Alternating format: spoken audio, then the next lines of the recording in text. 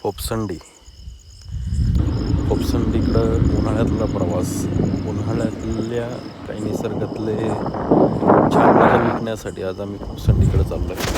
Actually Fopsandi हिरवीगार सातेवाडीच्या घाटातून वरती गेलो आम्ही आणि त्याच्यानंतर आम्हाला लागलं एक आंब्याचं झाड, प्रचंड मोठं आंब्याचं झाड रस्त्याच्या कडेला, त्याच्या खाली भरपूर काही आंबे आणि मग आम्ही आंब्याचा तो आनंद घेतला.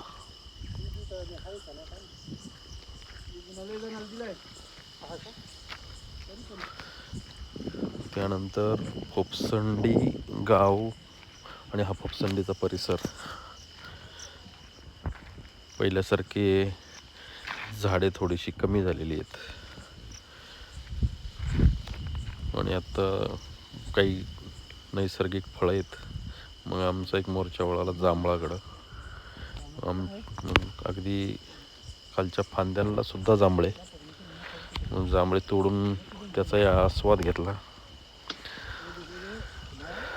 मग आमच्यातले एक विक्रमभाई वरती चढले, त्यांनी आम्हाला प्रचंड जांभळे तोडून दिली, त्याचाही आनंद घेतला.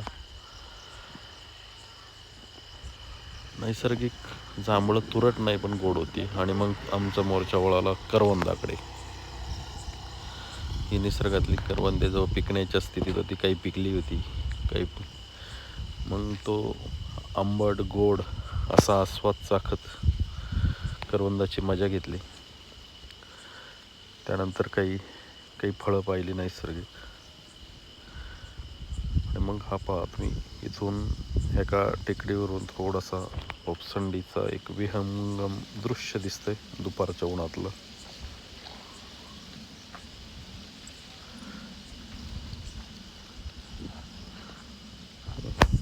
दुपारची फोपसंडी, शेती नांगरलेली, मोकळं वाळलेलं रान.